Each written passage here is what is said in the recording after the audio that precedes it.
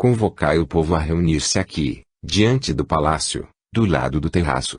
Alguns oficiais desceram correndo, mas logo se convenceram de que não havia necessidade de convocação, porque, em todas as direções, por mais longe que a vista alcançasse, só se viam cabeças. É que haviam reconhecido Moisés e, a multidão, sempre crescente, quase o havia impedido ao palácio. Prevenido de que o povo ali correra, Merneptah dirigiu-se para o terraço de onde já havia falado. Aproximou-se da balaustrada e com um gesto, chamou Moisés para junto de si, levando a voz sonora, para dizer: Fiéis egípcios, Moisés, o mágico, acaba de comprometer-se a extinguir dentro de 3 dias a peste que assola o Egito. Esgotado o prazo, não deverá restar um só doente em todo o país. Se ele cumprir a promessa, concedo que se retire com o povo hebreu. Ordeno, portanto, que dentro de 3 dias aqui estejais novamente para dar-me a prova do seu poder, ou da sua fraqueza, isto é, acompanhados dos vossos doentes, restabelecidos ou empestados. Voltando-se para Moisés, que o ouvia estupefato e contrariado, disse: Vê bem o que exijo. Saudou, com um gesto, o povo exultante de alegria, que se prostrava beijando as paredes do palácio. O monarca retirou-se e nós o seguimos e ficamos na sala contígua à alcova real, onde só entraram alguns dignatários. Eu e outro colega nos postamos à porta. Ainda pálido e combalido, o príncipe Setila estava também numa cadeira, apoiado em almofadas. Beijando a mão paterna, interrogou inquieto: que significam esses gritos e clamores do povo? Aqui, todos a quem pergunto, emudecem e baixam os olhos. Que há, papai? Alguma calamidade ameaça o Egito?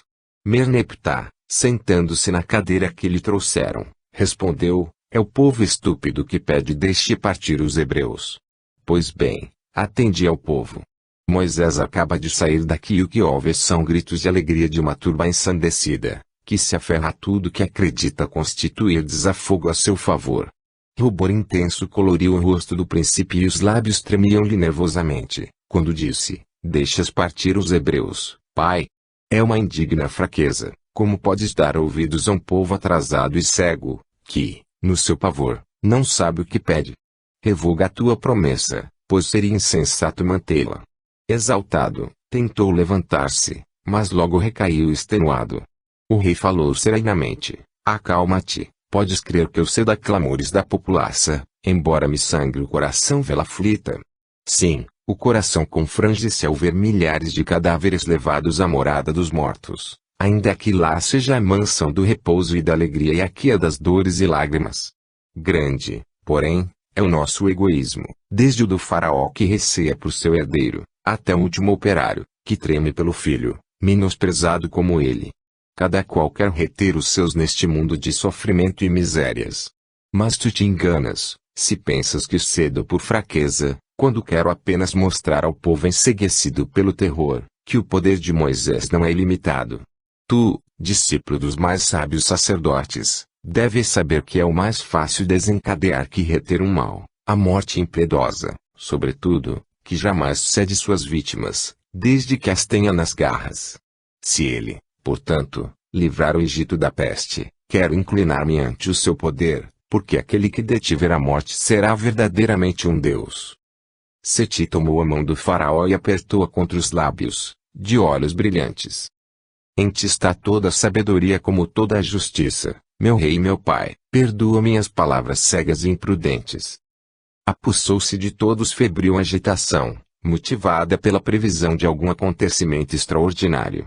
Todos quantos tinham doentes em casa aguardavam um desafogo e eu próprio não podia afastar a ideia de que talvez, ao entrar em casa, encontrasse os meus restabelecidos. Jamais o serviço me pareceu tão longo e penoso, e quando, finalmente, pude deixar o palácio, corri para casa. Em vão busquei na fisionomia dos serviçais a alegria e o espanto que anunciassem o milagre. Como sempre, encontrei Anaís às voltas com os doentes em seus leitos, sem me reconhecerem. Apenas Euceris, ao aproximar-me, despertou de um sono calmo e reparador e sorriu-me em pleno estado de consciência. Amanhã, disse Anaís, poderás conversar um pouco com ela. Muito desencantado, recolhi-me aos meus aposentos. No dia seguinte, Quando fui procurar minha irmã, encontrei-a melhor, apesar da fraqueza, estendeu-me a mão descarnada e perguntou por nossos pais e por Shamus. Este último havia desaparecido no mesmo dia em que adoecera e não mais fora visto, presumindo-se que tivesse ido para junto da encantadora Léa, que, certo, conheceria os meios de imunizá-lo, pois ele não era bastante corajoso, e muito menos, escrupuloso, quando se tratava de salvar a própria pele. Teria, então, procurado o recurso da saúde, ainda que fosse preciso encontrá-lo num coração hebreu. Mesmo assim, cuidei de ocultar o mais possível essa minha desconfiança, dizendo ao contrário, que, provavelmente, Shamus teria ido à casa de Ramsés, onde morava a velha genitora e onde sua presença era indispensável à manutenção da ordem entre o pessoal, durante a terrível epidemia. Acrescentei ainda que devia estar passando bem, porquanto não tivera notícia alguma a seu respeito. Tranquilizada e reconfortada, a convalescente tratou de outro assunto. Como Enaís lhe viesse dar de beber, disse-me acompanhando com os olhos, onde compraste esta moça tão bela e tão bondosa, Nexo? Como enfermeira é talvez melhor que Aca e com isso já disse muito. Enaís não é a pessoa que se deixe vender, respondi, é parente de Quermosa, que enviou aqui para vos cuidar, quando eu estava na iminência de perder a cabeça, vendo os 3 contaminados, por isso, muito me alegra o teu julgamento. E o Siris fitou-me um instante, para acrescentar com um sorriso, Nexo, ela te agrada, não negues, trata pois de comprá-la a Quermosa, que tudo especula e negocia, desde que lhe dê um bom lucro, e quanto ao alegado parentesco, tenho cá as minhas dúvidas. Não, isso nunca, respondi levantando-me, porque a ideia de comprar Enaís me repugnava sem saber porquê. Na manhã em que expirava o prazo dos 3 dias fixados por Moisés e aceito pelo rei, aprontei-me para chegar cedo ao palácio. Nesse interregno, ninguém mais adoecera da peste, mas ainda se notavam por toda parte doentes que lutavam contra o terrível morbus. No meu trajeto para o palácio, encontrei grande quantidade de padiolas e carroças cheias de pestilentos, que eram enfileirados em frente do palácio. Logo após, Merneptah apareceu no terraço e, dirigindo-se ao povo, disse, pelo que vejo, não faltam doentes, o que prova que eu tinha razão e que Moisés não é o Todo-Poderoso. A epidemia declina, mas não por influência dele e sim por uma lei natural. Nenhuma tempestade dura meses, nenhuma epidemia pode aumentar após haver atingido a máxima virulência. Retornai, pois, aos vossos lares, confiai na misericórdia dos deuses e crede que o vosso faraó vela por vós como um pai por seus filhos. Aclamações e bênçãos responderam a essas palavras. Quero esperar Moisés, disse entrando na galeria, suporá ele convencer-me de que dominou a peste. Pensará tenha eu feito alguma transação com o povo estúpido e apavorado. Se ele baseia nisso a sua ousadia, está muito enganado. Havendo a peste atingido todos os organismos predispostos ao contágio, deverá, por forca, diminuir e cessar, pois não encontrará mais onde fazer vítimas. Os que permaneceram de pé continuariam ainda com saúde, mesmo que a moléstia durasse mais um ano. Moisés sabe isto que vos digo, mas abusando da ignorância geral, quer basear numa lei pouco conhecida a libertação do seu povo, fazendo-nos crer que sustou a marcha da peste. O povo poderá ser iludido na sua boa-fé, mas nunca um sábio, um pensador. Ouvíamos, admirados, a palavra real. Sabíamos que o faraó trabalhava muitas vezes com sacerdotes, conquanto nunca falasse de ciência. Tendo-se dirigido rapidamente para a pequena sala de recepção, sentou-se na cadeira alta em forma de trono, e pouco depois entrava Moisés, confiado e triunfante. Cumpri a promessa. A peste foi debelada. Os casos verificados diminuem, assim espero, faraó, que cumpras tua palavra. Merneptah examinou com estranho sorriso. Tens muito espírito, Mesu, disse com ironia, mas não o bastante para o Deus que te envia e de quem executas a vontade. Será que as leis ao teu Deus serão diferentes das dos nossos? O céu é igual para todos, para o hebreu como para o egípcio. A água é igualmente clara, a terra é igualmente fértil, o sol queima, o vento refresca, tanto a uns como a outros. As mesmas leis regem a vida e a morte. Quando o Nilo transborda e inunda a região marginal, as águas só atingem um certo limite, e após determinado tempo, se retiram sem que vontade humana qualquer possa detê-las ou engrossá-las. O mesmo acontece com a epidemia. Desencadeaste-a sobre nós, como? É um segredo teu. Dize-me, porém, se a epidemia declina, como provas que o seu declínio é fruto de tua ação ou da vontade de Jeová? Ainda esta manhã meus conselheiros leram-me relatórios que demonstram que em Tanis e nas cidades próximas, nenhuma casa está completamente livre. O número de vítimas varia de 3 a 40 em cada família. Por outro lado, ficou provado que os não atingidos nos 3 primeiros dias de surto epidêmico ficaram incólumes, apesar de assistirem junto dos doentes. Também os fiscais dos quarteirões hebreus informam que cadáveres ali foram consumidos secretamente. Não seriam pestosos que, a despeito da tua ciência, não pudeste preservar do contágio. Entretanto, isso é secundário. O essencial é que 3/4 da população de Tanis continua afetada e o restante pereceu. De que modo detiveste a epidemia, uma vez que os que ficaram incólumes nada provam? Disseste que dentro de 3 dias não deveria existir um só doente no país. Esta condição não foi satisfeita, uma vez que não podes, em cada corpo contaminado, insuflar força e saúde, coisa que só Deus poderia fazer. Não passas, portanto, de poderoso feiticeiro, um grande gênio do mal, que se empenha em sua salvaguarda pessoal contra a merecida punição. Mas, não te entregarei os hebreus, e toma cuidado para que atrás desse Deus, de que te dizes enviado, eu não encontro o agitador ambicioso que emprega a ciência adquirida nos templos do Egito para destruir a terra que o educou. Não é Jeová quem precisa de um povo para reinar sobre ele, és tu. Grande calor espalhou-se pelo rosto expressivo de Moisés e seus olhos dardejavam chamas, enquanto amarfanhava o pano do manto. Exclamou com voz rouca e sibilante, erguendo para o céu um punho fechado, o Deus Supremo que me envia cuidará de te demonstrar o seu poder.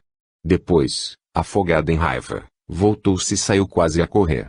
Ficamos admirados com o ardiloso discurso do nosso faraó, que, sem dizer palavra, cabeça alta, desceu do trono e dirigiu-se para os seus aposentos.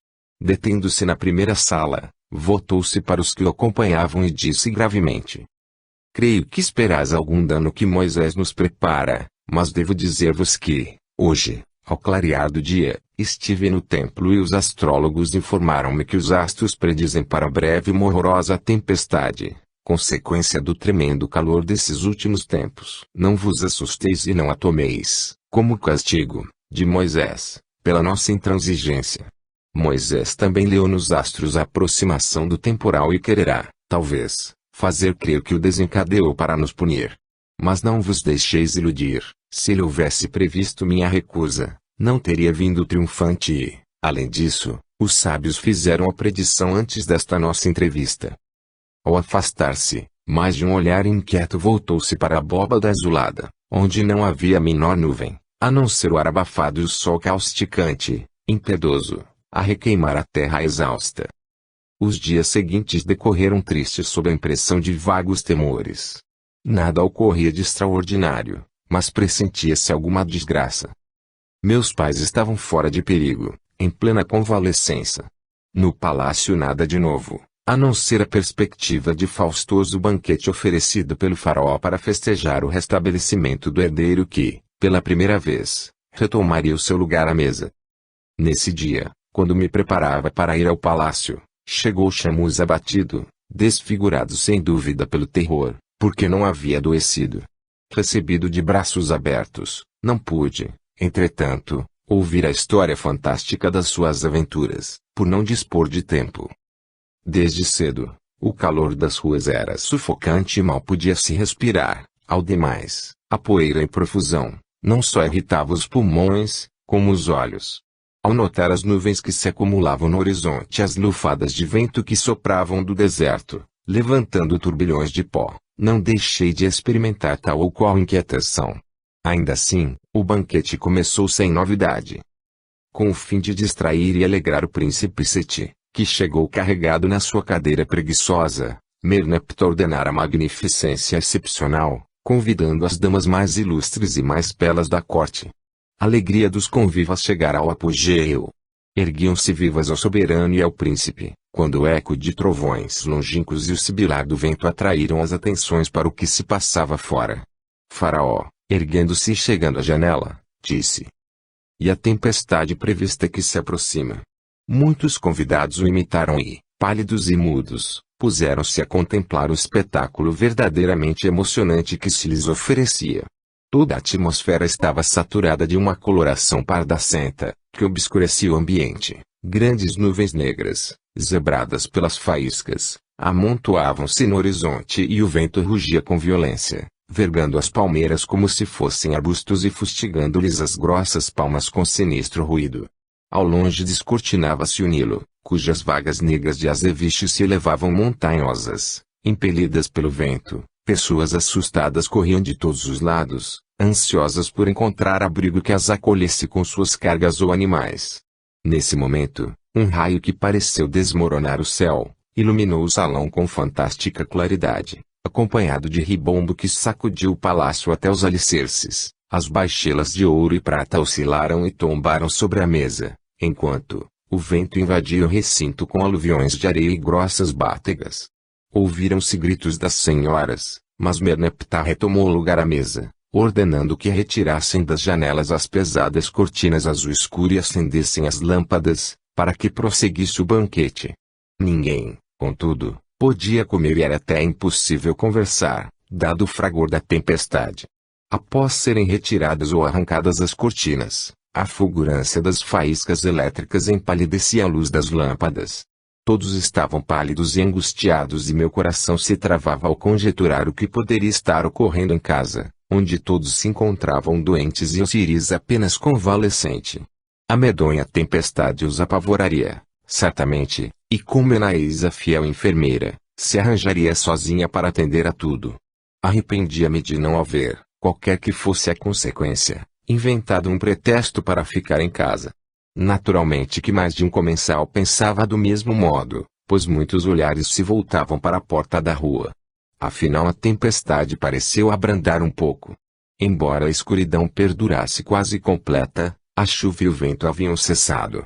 Merneptah, que notara com mágoa e tristeza as fisionomias alteradas dos convivas, levantou-se para sair, ordenando ao mestre de cerimônias dissesse a todos, cuja permanência em serviço não fosse indispensável, estarem livres para ausentarem-se, caso desejassem fazê-lo. Não esperei que a concessão se repetisse e tratei de alcançar a escadaria, de 4 em 4 degraus. Eu viera da liteira, mas, como essa condução me parecesse morosa, pedi a um oficial que ali ficava me emprestasse o cavalo em troca da liteira. Galgando a sela, devorei o espaço e fui encontrar os meus, reunidos com uma porção de outros criados, num grande vestíbulo iluminado por tochas. O período de calma e bonança não durou muito tempo, pois apenas cheguei a avistar a casa, o temporal recrudesceu. Os raios e trovões estalavam sem interrupção e a chuva era mais torrencial e, no instante mesmo em que o cavalo, coberto de espuma, abrigava-se comigo sob a abóbada espessa da porta de entrada para o pátio, um granizo do tamanho de ovos começou a cair com ruído ensurdecedor. Entregando o animal a um criado, galguei a escada e na galeria, fracamente iluminada por um achote pelos relâmpagos, notei extensa fila de verdadeiros espectros, colados à parede e apoiados uns aos outros. Uns mantinham a cabeça entre os joelhos, outros, cobertos com as próprias roupas, eram os escravos e criados atacados da peste que tinham deixado o leito, acossados pelo terror e ali estavam acreditando-se mais garantidos contra a terrível tempestade, que julgavam representar o término de seus dias. Ao me verem, gritos de aflição partiram de todos os lados. Braços descarnados se voltaram para mim. "Jovem senhor", exclamou um velho egípcio, copeiro de meu pai, "isto deve ser castigo do Deus de Moisés, depois de nos ferir com a peste, quer acabar de nos destruir. É o fim do mundo, senhor." "Não", respondi alteando a voz, "o Deus de Moisés nada fez. A tempestade é proveniente do grande calor e logo passará. Tudo isto vai passar. Voltai aos vossos leitos e não esgoteis as forças desta maneira." Desviando a vista do quadro doloroso, dirigi-me para os aposentos de meus pais. Numa sala que devia atravessar, percebi uma silhueta feminina, de pé, junto à janela. "Quem está aí?" perguntei. O vulto estremeceu e precipitou-se para mim. O clarão de um relâmpago permitiu-me ver o rosto assustadiço e pálido de Enaís. Tateando-me, aflita, perguntou: És tu, Neixo? As pedras não te feriram, não te fizeram algum dano? Que coisa horrorosa! Atraía a mim, trêmula como haste verde, não resistiu. Enaís, murmurei-lhe no ouvido, tremias por mim. Também me agradas, mas dize, amas-me, então? Não temas confessar teu amor, pois saberei retribuir-te e amparar-te. Colou seu corpo ao meu e respondeu hesitante: Sim, Neixo, amo-te, és belo. Tão bom. Ninguém ainda me distinguiu como tu, mas nada poderás fazer por mim. Pertenço a Quermosa e ela exige que ame apenas a ele, a quem temo e detesto, e diante de quem ela se curva como os demais, embora se gabe de ser por ele obedecida. Ele, por sua vez, não cederá apesar de não mais me encarar, depois que conheceu a bela e altiva Esmaragda. Como picado por uma serpente, recuei. Enaís, que dizes? Pinés gostou de ti? Não és, então, parente de Quermosa? Ela ajoelhou-se de mãos postas e vi, ao lampejar de um relâmpago, seu belo rosto inundado de lágrimas e desfigurado pelo desespero.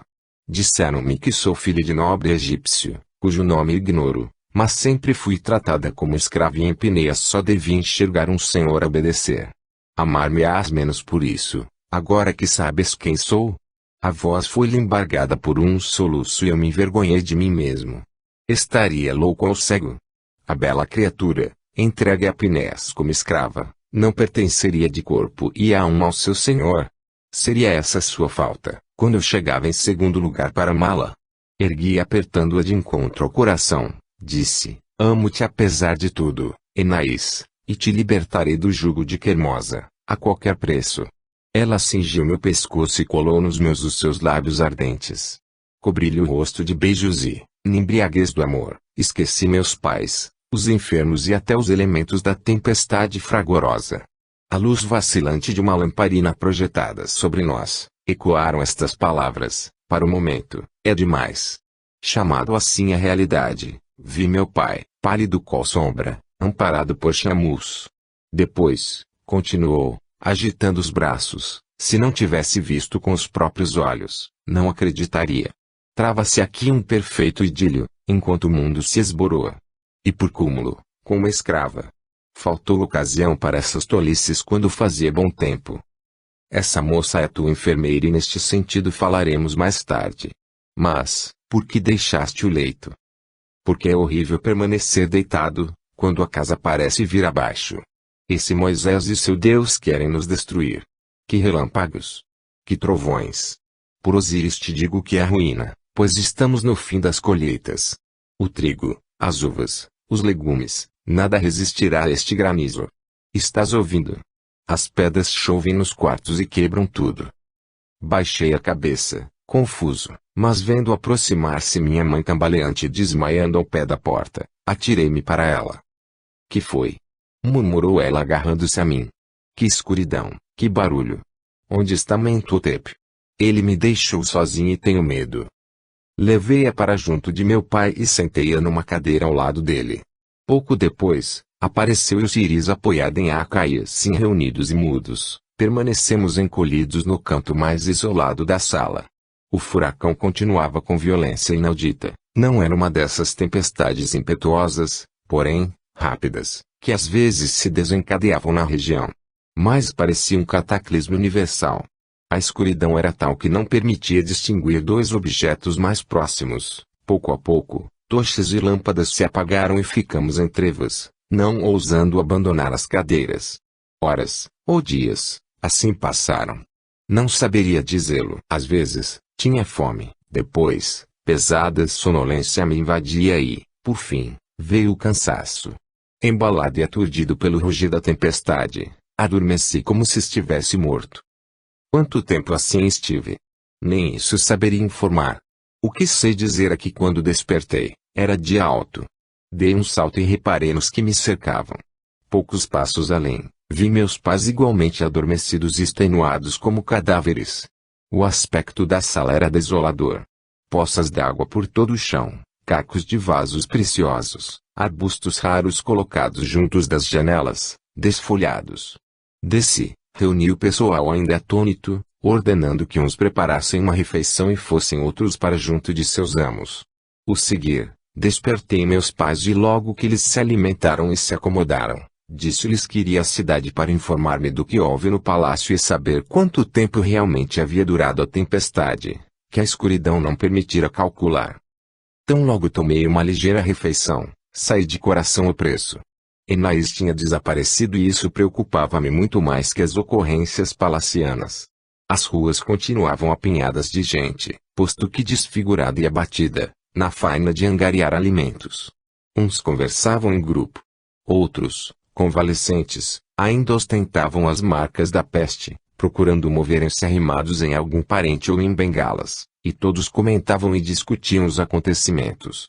Entre a multidão vi, admirado, que circulavam muitos hebreus, circunstância tanto mais estranhável quanto, nos últimos tempos, todos os que podiam se ocultavam. E tagarelavam que nada tinham visto nem ouvido, pois em suas casas sempre fizera bom tempo, com dia claro. Os egípcios simplórios os cercavam para ouvi-los, mudos de terror e espanto. De passagem, simulando indiferença, arrazoava de mim para mim, eles podem falar, mas quem provará que entre eles o tempo estivesse claro e os ouvidos não lhes chegasse o rugir da tempestade, quando ninguém saiu de casa? Depois do discurso do faraó, eu enxergava por um prisma diferente. Seria, então, por ordem dele que os hebreus relatavam esse milagre, para impressionar o povo. Fui onde o coração me atraia, isto é, a casa de Quermosa, certo de lá encontrar a bela Enaís, antes de ir ao palácio. O rapazote de guarda informou-me que todos dormiam, exceto Pinés. Assim fui, direto a ele, encontrando-o como sempre, absorvido com seus papiros. Embora bastante emagrecido, pareceu-me muito satisfeito, acolhendo-me com um sorriso que aumentou minha tortura e me fez corar. Sem me dar tempo de falar foi logo dizendo com sutil ironia: compreendo. Vens por causa de Enaís, que te agrada e a quem desejas ter a todo custo. Senti todo o sangue subir à minha cabeça. Como podes sabê-lo? Foi ela própria quem me confessou, respondeu tranquilamente. Achas que ela poderia esconder alguma coisa ao seu senhor? Conformado baixei a cabeça. Tens razão, és o senhor e eu venho adquiri-la, estipulo o preço. Não creio que Enaís esteja à venda, contudo, entende-te lá como minha mãe, pois foi ela que educou e do que diz respeito a mulheres da casa está sob sua direção e nisso não me intrometo. Compreendi que não queria enfronhar-me em negócios e entrego o caso a Quermosa, que se aproveitaria para dar-me uma sangria. Astucioso Pinés. Mudei, pois, de assunto e perguntei: que pensas dos últimos acontecimentos? Nada. Como pensas que acabará tudo isso? Insisti. É difícil de prever. Evidentemente, não queria comentar. Levantei-me. Quando poderei falar a Quermosa? Perguntei despedindo-me friamente. Hoje à tarde ou amanhã, como quiseres, respondeu fingindo não ter percebido minha frieza. Dirigi-me para o palácio, onde todos ainda comentavam a tempestade e o milagre da imunidade dos hebreus. Um oficial amigo, que estivera de guarda ao quarto de Faraó, contou que os conselheiros relataram ao rei o extraordinário milagre que o povo desejava ardentemente ver partir os hebreus, cuja presença se tornava intolerável. Merneptah, porém, mostrava-se intransigente, encolerizado, declarando que, cessada a escuridão, pouco importava que os judeus houvessem ou não experimentado. E quanto à sua libertação, nem queria ouvir falar. Com a aparição de Moisés na sala a conversa foi interrompida. As sentinelas, mudas de terror, haviam-no deixado passar, e quando, com voz pousada e imperiosa, ordenou que o anunciassem, ninguém ousou agir como desejava fazer, ou seja, escorraçá-lo de uma vez para sempre. Ordenou Merneptah que entrasse e nós o acompanhamos, ficando junto à porta, enquanto ele se aproximava do trono e perguntava sem mais preâmbulos: soberano seu Egito, pela última vez, venho saber se queres obedecer à voz de Jeová e deixar partir o povo de Israel. O faraó mediu-o com olhar altivo e glacial. Com timbre de voz metálica onde transparecia surda indignação, respondeu: não, e a ti, Moisés, digo que estou farto das tuas insolências e ordeno que abandones o Egito dentro de 3 dias. Se esgotado este prazo ousares pisar a terra submetida a meu governo, mandarei decapitar-te. Evita, pois, voltar à minha presença. De braços cruzados Moisés ouviu com atenção a ordem e um relâmpago sinistro iluminou-lhe os olhos. Tu dizes, Faraó, e obedeço, replicou com indefinível sorriso, não voltarei à tua presença, até que me chames para pedir que leve o povo escolhido de Jeová. A passos lentos, saiu, deixando nos circunstantes uma impressão de pavor e mal-estar. Merneptah era o único que aparentava calmo e disse aos conselheiros quando se retirava, o insolente mágico tantas vezes ameaçou em vão, quantas ocasiões ficamos vitoriosos. De sorte que o seu Jeová deve estar esgotando os expedientes. No dia seguinte, procurei Quermós e renovei a proposta para comprar Inaís. Ouviu-me com mal disfarçada hipocrisia, explicando depois, longa e capciosamente, que Inaís, filha de uma parenta, não era vendável. Mas, como se encontrava doente há muito tempo, dar-se-ia por feliz se alguma família honrada quisesse tomar conta da rapariga, a quem prezava como filha. Portanto, se eu estivesse disposto a reembolsá-la das despesas que tivera com a sua educação e manutenção, não me ofenderia com uma recusa. Disse-lhe que fixasse o preço e exigia uma coleção de vasos, ânforas, pratos e taças de ouro e prata. Eu não podia compreender a utilidade e fins de tanta baixela, o que só mais tarde foi explicado. Concordei apesar do preço exorbitante, porque Inaís valia muito mais. O seguir, perguntei por Inaís, mas a astuta megera respondeu que ela não estava em casa e só poderia levá-la no dia seguinte. Acabrunhado regressei à casa e solicitei de meu pai autorizar o nosso intendente a levar imediatamente o que combinara com Quermosa. A princípio, protestou, achando absurdo o negócio, mas depois meneou a cabeça e encarou-me desconfiado, acabando por palmear meu rosto, dizendo: sim, o fiel servidor levará a baixela preciosa e trará Inaís. Só a vi, contudo, no dia seguinte, porque estive de serviço no palácio.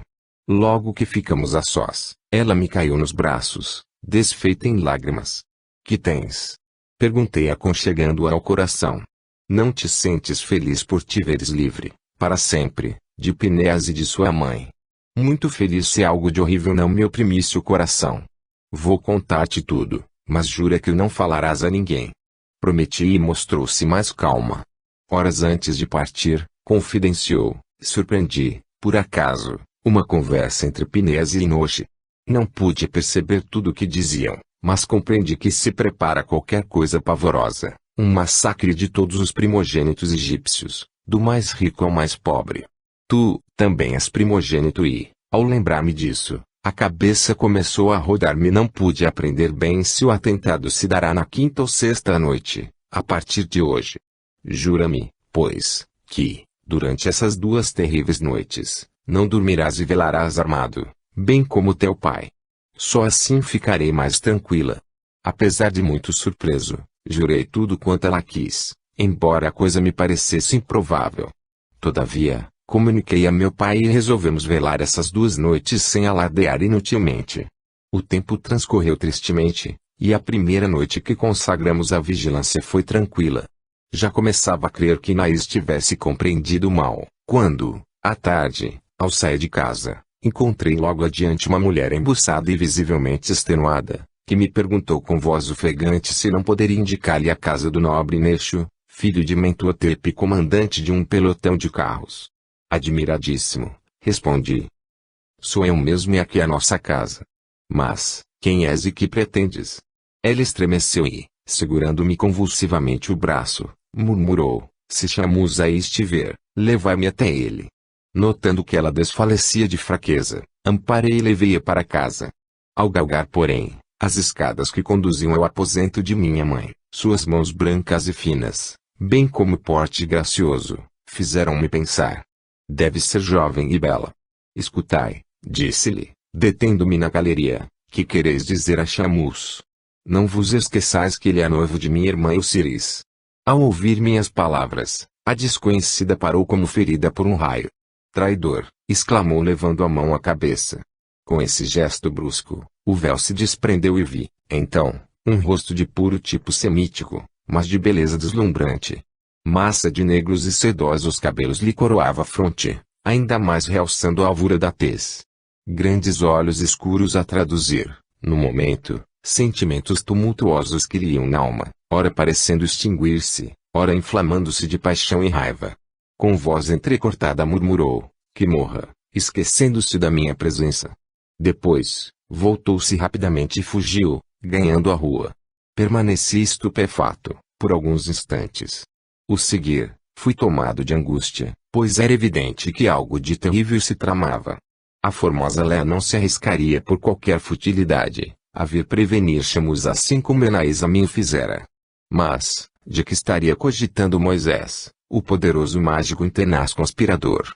Talvez uma revolta à mão armada. Fui procurar meu pai e contei minhas novas suspeitas. Decidiu conservar-se armado em companhia de alguns homens fiéis e valorosos, capazes de defender as mulheres, alheias ao que se tramava. Aconselhou-me, também, levasse minhas suspeitas ao rei, porque, se de fato pretendessem massacrar os primogênitos, a vida do príncipe herdeiro também estaria em perigo.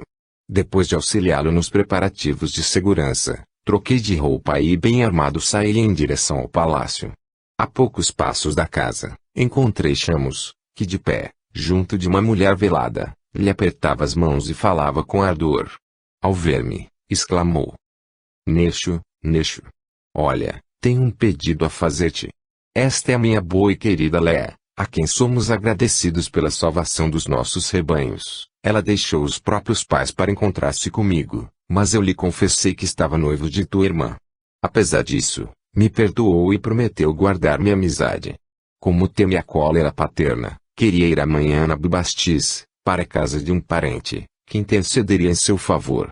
Não tem, contudo, onde ficar esta noite e te suplica hospedagem. Espero que não lhe recuses. E o Siris nada precisa saber.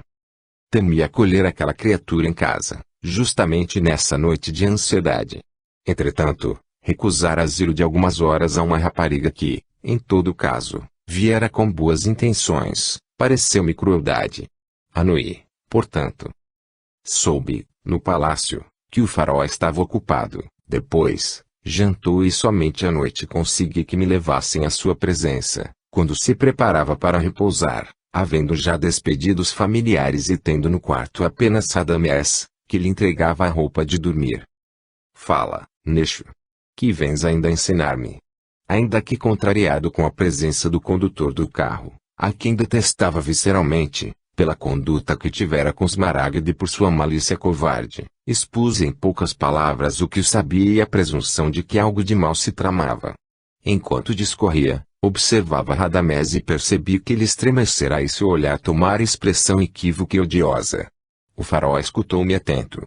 Agradeço-te, vigilante e devotado rapaz. É possível que o miserável conspirador, decepcionado nas suas esperanças, cogite de alguma sangrenta desforra. Entretanto, um massacre geral parece-me muito arriscado eliminando o meu herdeiro. Mas tomarei minhas precauções. Radamés, vai ordenar que dobrem as sentinelas na ala do palácio ocupada por Seti e procura saber, outro sim, quem comandará a guarda noturna dos seus aposentos. Sei que é Seti neste, informou Radamés. É um bravo e valente oficial, em quem se pode confiar, acrescentou o faraó. Entretanto, junta-te a ele, Nexo, para a guarda do teu futuro rei. Radamés voltou-se para o rei e ajoelhando-se falou em tom súplice: concede-me também, poderoso filho de Ra, meu senhor e benfeitor, a graça de velar junto do príncipe, esperança do Egito, pois do contrário, não terei um momento de sossego. Teu pedido foi aceito, respondeu Merneptah bondosamente, e de dormirei tranquilo, certo de que 3 homens fiéis e devotados velam pelo príncipe. Imediatamente, dirigi-me para os aposentos de Seti, embora não lhe votasse particular afeição. Aliás, eu pouco conhecia o príncipe, cujas atitudes reservadas e altaneiras afastavam dele os próprios íntimos. Mesmo assim, ele era a esperança da dinastia, o herdeiro do maior dos reis do Egito, e, para defender sua augusta cabeça, de um atentado dos hebreus, cumpria-me derramar a última gota de sangue. Setinesti mostrou-se contrariado com a minha presença e só ficou tranquilo quando Radamés cochichou com ele. As sentinelas dos postos foram dobradas e estabelecidos novos postos, mesmo dentro da galeria que levava ao quarto de dormir. Tomadas as providências, apresentei-me ao príncipe. Ele estava deitado, mas ainda não dormia, apoiado ao cotovelo, parecia absorto em si mesmo e assustou-se com a minha presença, mas logo fez sinal para que me aproximasse e perguntou gentilmente o motivo que até ali me levava. Ajoelhando-me à beira do leito, informei dos nossos temores e precauções. Ah! Miserável! Murmurou, dá-me o punhal que aí está no banco, pois não quero ficar desarmado. Atendi seu pedido, e inclinando-me respeitosamente, saí para fazer mais uma ronda. Ao chegar à galeria, Setinesti disse, encolhendo os ombros: penso que tudo isso não passa de boato falso. Vem beber conosco um copo de vinho para reanimar as forças. Não aceitei, porque desejava estar calmo e senhor de todas as minhas faculdades. Voltando ao quarto do príncipe, postei-me a pequena distância do leito. Pouco a pouco, profundo silêncio reinou em todo o palácio, apenas quebrado pelos passos fortes e cadenciados dos dois oficiais que marchavam no corredor. De vez em quando, um escravo deslizava descalço, até os fogareiros, distribuídos em vários sítios, reavivando as brasas e renovando as essências. Apoiei-me a uma coluna, e fiquei imóvel qual estátua.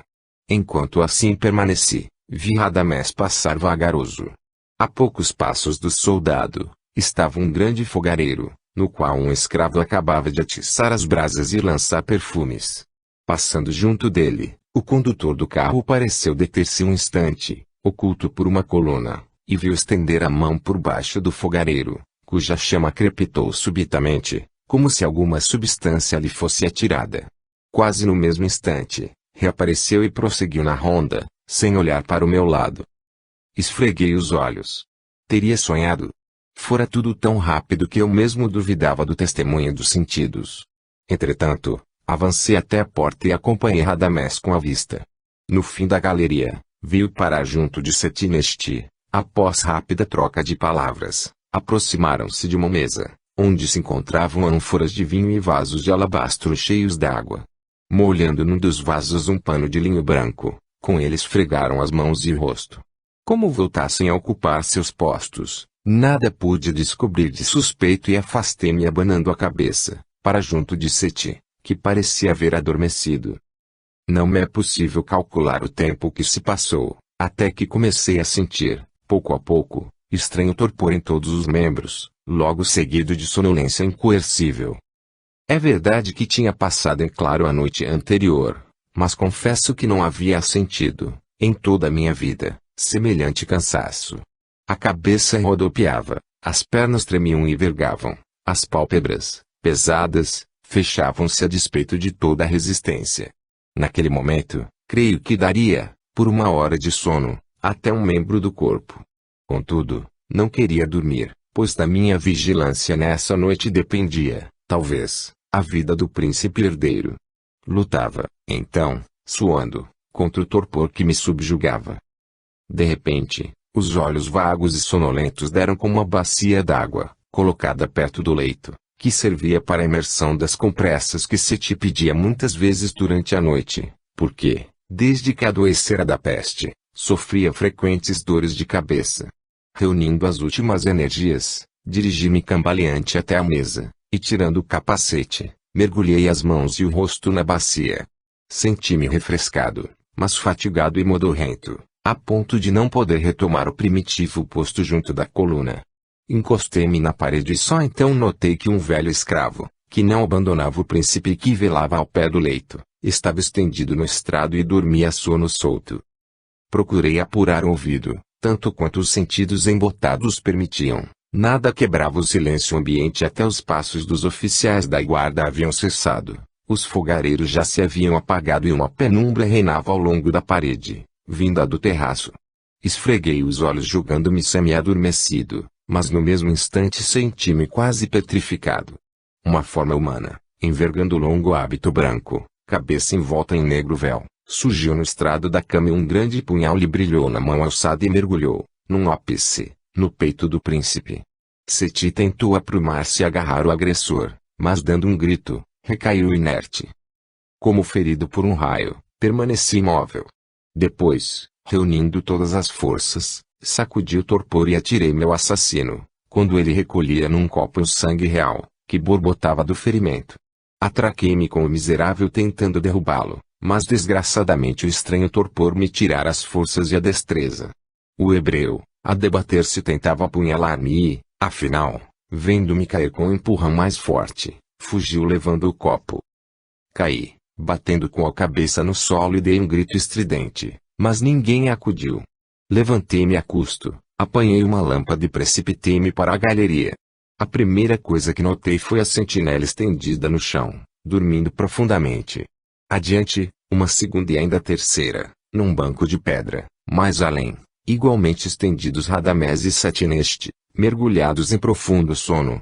Em vão os sacudi, gritando-lhe nos ouvidos. Em último recurso, lancei-lhes o conteúdo de um vaso que estava sobre a mesa e eles deram então um salto, aturdidos, de olhos esbugalhados. Seti foi assassinado, exclamei com voz rouca, correndo adiante e repetindo o mesmo grito, que reboava em todas as salas e corredores. Mataram o herdeiro, Seti foi assassinado. Num ópice, o palácio pareceu despertar. De todos os lados surgiram escravos empunhando tochas e oficiais brandindo armas. E toda essa gente aterrada, repetia em coro a nova apavorante, que ecoava de galeria em galeria, espalhando confusão e pavor. À entrada de uma sala, surgiu de repente Merneptah pálido e meio descomposto, tal como abandonara o leito, rodeado de guardas e criados. Ao avistá-lo de volta e nos dirigimos todos para os aposentos de Seti, já repleto de gente que, apavorada, comprimia-se junto ao leito em que jazia o príncipe, de cabeça derreada, descoberto, enquanto o velho nubiano, tremendo como vara verde, tentava enfaixar a ferida do peito com uma compressa umedecida. À vista desse quadro o farol deu um grito, cambaleou e nada mais vi, pois que as forças me abandonavam, os ouvidos zumbiam e tudo rodopiava em torno de mim. A lâmpada caiu-me da mão e perdi os sentidos. Quando voltei a mim, estava estendido num banco e um preto me friccionava a testa e as mãos com essência fortificante. Levantei-me fraco, trêmulo, incapaz de compreender o sucedido. As pessoas aparvalhadas que corriam no local reavivaram minha memória. Seti morreu? Perguntei a um oficial que passava próximo. Não, respondeu, apertando-me a mão. Até o momento, vive, se tens forças, vamos até lá, eu te auxiliarei. Levou-me, com efeito, até o quarto do príncipe, cujas portas estavam guardadas por magotes de soldados. Lâmpadas e achotes em profusão iluminavam o ambiente, como se fosse dia claro. Junto do leito uma sumidade médica, cabeça calva e reluzente, introduzia um aparelho na ferida. A seu lado, dois jovens sacerdotes, brancos como seu hábito, sustendo cada qual, respectivamente, uma bacia com água avermelhada e uma caixa de medicamentos. No lado oposto do quarto, Merneptah sentado, com a cabeça apoiada nas mãos e os cotovelos fincados na mesa, a túnica de dormir aberta deixando entrever o peito, e atrás da cadeira dois conselheiros, mudos, de braços cruzados, enquanto vários jovens da nobreza cercavam o faraó. Ajoelhados, dois deles calçavam-lhe os pés nus, um terceiro tentava prender-lhe a roupa e ajustar um manto de púrpura, enquanto o quarto lhe alisava os cabelos com um pente que introduzia num pote de óleo de rosas, que um nobiozinho segurava na bandeja de prata. Imóvel e mudo, o rei a tudo se submetia, como se estivesse petrificado. Em vão o solícito copeiro lhe apresentava, por vezes, um copo de vinho reconfortante. O faraó parecia não ver nem ouvir. Nesse momento, o médico desceu do estrado em que assentava o leito e viu o rosto pálido do príncipe apoiado no travesseiro. Os olhos estavam cerrados, mas o tremor dos lábios indicava que vivia. O velho aproximou-se do rei, sempre insensível ao que se passava, e, rojando-se-lhe aos pés, abraçou-lhe os joelhos. Grande filho de Ra, querido senhor, pai e benfeitor de teu povo, erga a fronte abatida pela tristeza, a graça dos imortais concede aos meus últimos dias uma grande alegria, porque te afirmo, a esperança da tua raça, alegria e orgulho do Egito, Seti, viverá. A mão poderosa de Ram parou teu herdeiro. A arma criminosa foi desviada por este amuleto, que se bem tenha sido perfurado lado a lado, logrou amortecer o golpe. O ferimento é grave, mas não mortal. Merneptah ergueu a cabeça. Leve coloração tingiu-lhe as faces e, tomando o amuleto, estendeu os braços para o alto em fervorosa ação de graças. Se tuas palavras são verdadeiras, velho, se tua ciência me conserva o filho, este dia será verdadeiramente um dia de felicidade para ti e para tua prole. Ao ver a taça que o copeiro lhe apresentava, esvaziou-a de um trago.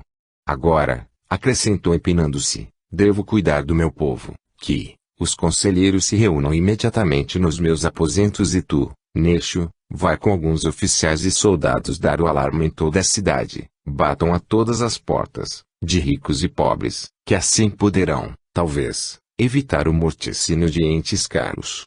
Saí rapidamente pois, a ordem, muito razoável, me facultava saber o que se passava em casa, onde se havia introduzido a suspeitosa judia, cuja paixão por Chamos podia acarretar alguma vingança infernal. À porta do palácio, separei-me dos companheiros, que, voluntariamente, me atribuíram o quarteirão de minha residência. As ruas continuavam silenciosas e desertas. A grande cidade parecia mergulhada em profundo sono. Eu olhava ambicioso aquelas casas fechadas e tranquilas, a conjecturar que lá dentro talvez a desgraça já houvera penetrado. E monologava, quem sabe alguma erva, ou pó, atirado ao fogão, vos entorpece e imobiliza enquanto o sustentáculo da vossa família, a esperança da vossa velhice ceifado por uma morte miserável. Iniciamos a tarefa penosa e difícil, casa por casa, rica ou pobre, batíamos com insistência, até que alguém viesse atender, e quando uma sombra, cabeceando de sono e cansaço aparecia, dávamos o sinistro alarme, guardai vossos primogênitos, condenados a perecer esta noite. E seguíamos adiante, muitas vezes ouvindo atrás gritos clamorosos, denunciando o encontro de uma vítima. Finalmente, louco de inquietação, precipitei-me para casa, igualmente mergulhada em lúgubre silêncio. Aos meus brados, o velho guardião deu, enfim, um salto e deixando os soldados na rua, para despertar os vizinhos, entrei e fui direto ao quarto de Chamos.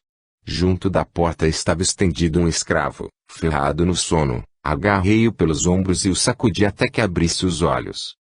Diz-me, onde está a mulher que Chamos aqui trouxe hoje? Perguntei, onde a acomodaram? Não sei, respondeu esfregando os olhos. Só sei que lhe deram o quarto à esquerda da escada, mas o nobre Chamos mandou-me vigiar do lado do muro para ver se alguém se aproximava por ali, e, acrescentou, coçando a cabeça, parece que ela saltou o muro. Sem mais querer ouvi-lo precipitei-me para o quarto de Chamos, fracamente iluminado por uma lâmpada e em vão procurei Léa. Tomando a lâmpada, aproximei-me do leito e fiquei aterrado, rosto contraído e violáceo, braços caídos. Chamos apresentava extenso ferimento no peito nu. O sangue tudo ensopava, formando no chão uma grande poça negra. Mãos trêmulas, tentei reanimá-lo, mas estava frio e rígido. Deixei-o e corri ao quarto de meus pais. Sacudindo meu pai, exclamei, levantai-vos, Seti foi ferido no palácio e Chamos foi aqui assassinado, talvez um socorro imediato ainda possa salvá-lo. Meu pai saltou do leito e minha mãe, igualmente despertada, gritou angustiosamente. Dentro em pouco toda a casa estava despertada e corria para os aposentos de Chamos. À porta deparamos com Euciriz em desalinho, amparada por Aca. Com voz débil e segurando-me o braço, perguntou, que há? Que sucedeu a meu noivo? Coragem. Minha irmã, uma grande desgraça feriu o Egito e nossa família. Volta para teu quarto e ora, o aspecto deste aposento não te convém. Ela cobriu o rosto banhado em lágrimas e deixou-se conduzir pela velha serva, que lhe pedia calma. Voltei para junto de meus soldados porque a tarefa não estava terminada. Ao atravessar o pátio, uma mulher descabelada precipitou-se para mim, gritando apavorada, reconheci a esposa do nosso segundo intendente, mas a infeliz parecia louca, pois tanto comprimia ao peito, como erguia nos braços o corpo de um menino de 3 anos, em cujo peito se notava um ferimento sangrando. Horrorizado, tentei falar-lhe, mas a infeliz não me reconheceu e dando um grito selvagem seguiu a correr, soluçando e desvairada. Emocionado e desnorteado, prossegui na tarefa batendo nas portas ainda fechadas. A cidade, porém, já despertava e terrível era esse despertar.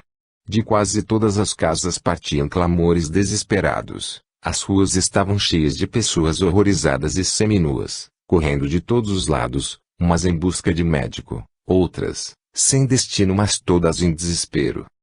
O sol despontava iluminando os cadáveres dos primogênitos egípcios, cercados dos parentes desolados, que haviam dormido profundo e sinistro sono, enquanto a morte rondava e feria o que tinham de mais caro. A lembrança do que vira fazer Radamés me assaltava, obsediante. Seriam, ele e Satineste, cúmplices da terrível conspiração? Ademais, eram dois oficiais geralmente benquistos. Perseguido por essa suspeita, voltei ao palácio. Ao aproximar-me, vi enorme multidão diante da residência real. Choros e gritos explodiam em coro: deixai partir os hebreus. Procurei abrir passagem até uma entrada e, seguido por um colega, subi uma das torrinhas da muralha que dominava a grande praça. O companheiro informou-me que Seti vivia e o faraó presidia um conselho, que se haviam congregado em sala contígua todos os escribas do palácio e que haviam expedido um destacamento militar em busca de Moisés, para trazê-lo quanto antes à presença do rei. Enquanto conversávamos, a multidão, fora, aumentava de tal forma que todas as cabeças se tocavam e essa massa negra, febrilmente agitada, movimentava-se de todos os lados, a perder de vista. Lamentos, gritos e súplicas, para que o faraó se mostrasse, eram cada vez mais fortes. Merneptah, porém, ainda retido junto dos conselheiros, governadores e comandantes de corpos, não aparecera. Subitamente, estalou um tumulto, alguém teria dito, ou a ausência prolongada do rei teria inspirado ao povo, que ele morrera, bem como Seti, cujo estado de saúde ignoravam. Mas o fato é que os clamores continuavam. Mataram Merneptah, bem como o herdeiro. Moisés quer cingir a coroa e nós ficaremos à sua mercê. Quem nos protegerá? Quem reinará sobre nós? Comprimindo-se contra as paredes, a massa avançou. Mostrai-nos o nosso faraó, vivo ou morto. Queremos saber a verdade, ululavam milhares de bocas. E como desvairado, o povo investiu contra as portas do palácio, tentando transpô-las em luta com os soldados, que, cerrando fileiras, de armas em punho, embargavam a passagem. Advertido sem dúvida do que se passava, o faraó apareceu no terraço. Ao vê-lo, as massas enseguecidas pelo desespero recuaram qual imensa vaga, lançando gritos de alegria e alívio. Todos os braços se voltavam para ele em muda súplica. Merneptah, com a voz sonora e metálica anunciou ao povo, em breves mas enérgicas palavras, que de conformidade com o parecer de todos os conselheiros e sábios, havia decidido a expulsão imediata dos hebreus, de modo que, até o pôr do sol, o último tivesse abandonado Tanis, e dentro de 3 dias o território egípcio estivesse limpo. Brados de alegria e reconhecimento abafaram as últimas palavras do soberano e a multidão começou a dispersar-se, apregoando por todos os cantos que os hebreus iam, enfim, deixar o país. Entrei e dirigi-me para a sala de recepção, porque desejava presenciar a entrevista com Moisés. Na galeria que a precedia, estavam alguns escribas atarefados escrevendo sobre rolos de papiro o decreto liberatório do povo de Israel, que deveria ser lido e publicado em todo o Egito. Através das colunas da galeria, via-se Merneptah, pálido, de olhos brilhantes, sentado junto à mesa de alto estrado. Assinava os papiros que lhe passava um velho conselheiro, enquanto outro dignatário desapunha logo o selo real. A certa altura, entrou um oficial, para anunciar que Moisés acabava de chegar. Logo após, o profeta hebreu avançava impertigado e calmo até a cadeira real. Ao vê-lo, o rosto do faraó cobriu-se de uma palidez esverdeada, os punhos crisparam-se e flocos de espuma lhe afloravam na comissura dos lábios. Evidentemente, a raiva embargava-lhe a voz. Faraó do Egito. Venho atender o teu chamado, disse Moisés detendo-se, com voz que mal disfarçava o sabor de triunfo. Queres confirmar o que o povo reclama nas ruas, ou seja, que te submetes, finalmente, à ordem de Jeová, deixando partir seu povo. Silêncio absoluto. Todos os olhares voltaram-se ansiosamente para o faraó, que, de pé, cruzara os braços. Sim, disse o faraó com voz soturna, chefe de um povo de assassinos, leva esses filhos eleitos de um Deus digno do seu enviado,